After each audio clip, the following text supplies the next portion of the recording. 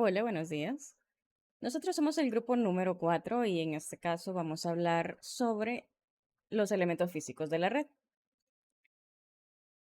Los elementos físicos de la red, pues ya todos sabemos en general qué son, y es que son los distintos entornos físicos a través de los cuales pasan las señales de transmisión. Entre estos elementos físicos de la red, nosotros podemos obtener una cantidad de componentes. En este momento vamos a tener una visión general de los componentes de los que les voy a hablar y sobre las tecnologías de redes esenciales. En primer lugar, tenemos las tarjetas de interfaz de red. Esas tarjetas de red son componentes esenciales para conectar dispositivos a una red. Están disponibles en red cableadas y tarjetas de red inalámbricas Wi-Fi. Cabe mencionar que este tipo de tarjetas en los CPUs anteriores no venían incluidas, sino que se tenían que comprar aparte. Hoy por hoy, las tarjetas, las MOVO ya incluyen las tarjetas de red. En la mayoría de los casos pueden ser cableadas y también pueden tener tarjetas de red inalámbrica. Las tarjetas de red cableadas son las más comunes y se utilizan para conectar dispositivos a tabletas de cable Ethernet. Las características claves, podemos mencionar que pueden ser básicamente la velocidad de conexión, porque pueden llegar a ser de 100 Mbps, un gigabyte por segundo o 10 gigabytes por segundo. El tipo de conector, que generalmente lo que ya todos conocemos, es que es RJ45. Y estas pueden ser tarjetas de red integradas en la placa madre o tarjetas de expansión, como les explicaba anteriormente. Por otro lado, también tenemos las tarjetas de red inalámbrica que, valga la redundancia, permiten la conexión a redes inalámbricas y eso proporciona movilidad a los dispositivos. Vienen en diferentes estándares. El que nosotros conocemos más comúnmente es el 802.11n, pero también está el 802.11ac y el 802.11ax.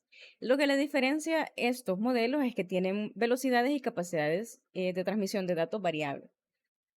Y también pueden admitir múltiples bandas, 2.4 GHz y 5 GHz. También tienen funciones de seguridad específicas como WPA2 y WPA3.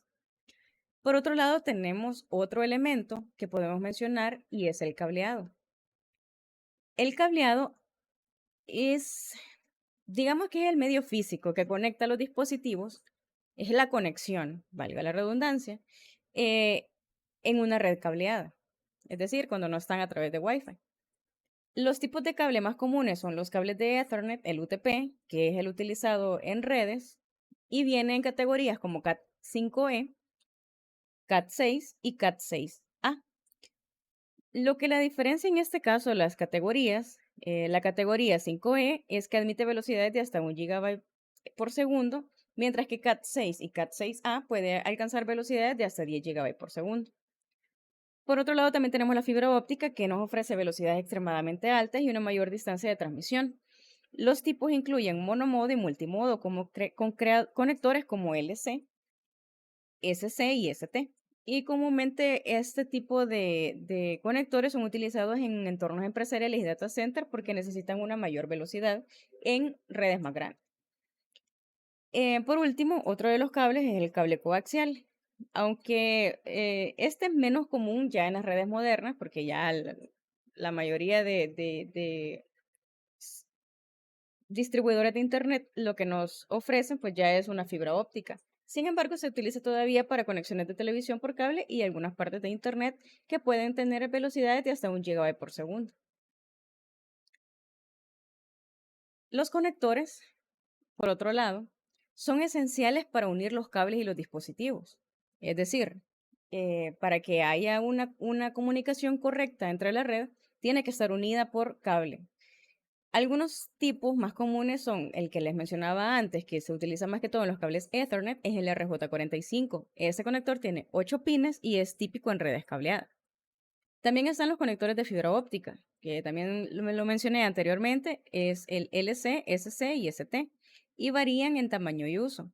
Como les decía también, el LC es más popular en entornos de data center, porque eso tienen un pequeño tamaño, pero tienen un buen rendimiento. Por otro lado, los conectores BNC son utilizados en cables coaxiales y son comunes en las aplicaciones que les mencioné anteriormente de televisión por cable e incluso de Internet. Siguiendo con otro de los elementos físicos sería el router. Ya todos estamos familiarizados con qué es un router y un router, pues como la palabra lo dice, es un enrutador. Estos enrutadores conectan redes y permiten comunicación entre ellas. Claro, tienen que estar conectados a través de Wi-Fi o a través de cables, si no, eso no sería posible. Están los routers domésticos, el blanquito negro, la cajita pequeña que usualmente nos dan los proveedores de Internet, que proporciona una conectividad a Internet para múltiples dispositivos a través de Wi-Fi o conexiones por cable de Ethernet.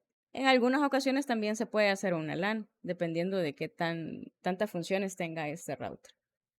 También tenemos el router empresarial que es diseñado para redes empresariales, es decir, ya es un poco más sofisticado porque ofrece características avanzadas como en lugar de estar instalando un VPN, ya incluye al router un VPN y también una función de Quality of Service y una mayor capacidad de gestión. Esto le da un mayor control al usuario para poder gestionar la seguridad de los equipos en red.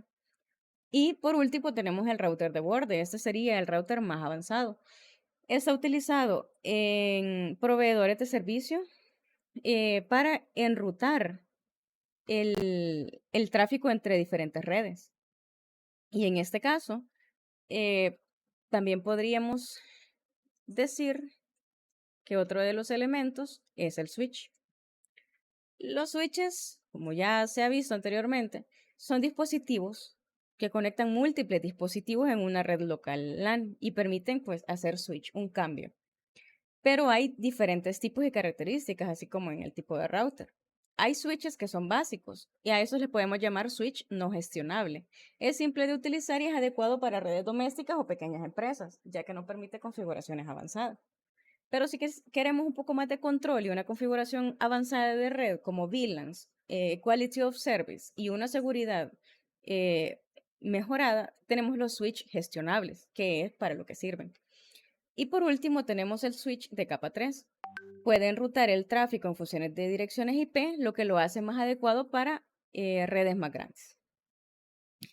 Como penúltimo elemento podemos mencionar a los servidores. Los servidores, de igual forma, estamos familiarizados con ellos, ya sea por los videojuegos o por los sistemas de archivos. Los servidores son sistemas dedicados para proporcionar servicios y recursos en una red. Tipos y características hay tres. Servidor de archivos almacena y comparte archivos en una red. El servidor web aloja sitios web y aplicaciones web. Y el servidor de aplicaciones, pues, ejecuta el software empresarial o algún tipo de software especializado y proporciona servicios a otros dispositivos. No obstante, el último elemento, pero no menos importante, es el firewall. El firewall es un dispositivo o programa que se encarga de proteger la red, filtrando el tráfico no deseado. Se podría decir que es un tipo de seguridad perimetral, que con las debidas reglas puede hacer un buen trabajo. Hay tres tipos de firewall. El firewall de hardware, podemos decir que son los que se dedican a bloquear o permiten el tráfico en función de reglas predefinidas, pero son dispositivos dedicados para esto. Por otro lado, tenemos el firewall de software, que son ya programas instalados en el servidor, en el dispositivo que necesitamos proteger para protegerlo de alguna amenaza en línea. Y por último, tenemos ya los firewall de próxima generación o los también llamados NGFW. Esos ya ofrecen una inspección profunda de paquetes, detección de intrusiones y otras características avanzadas de seguridad.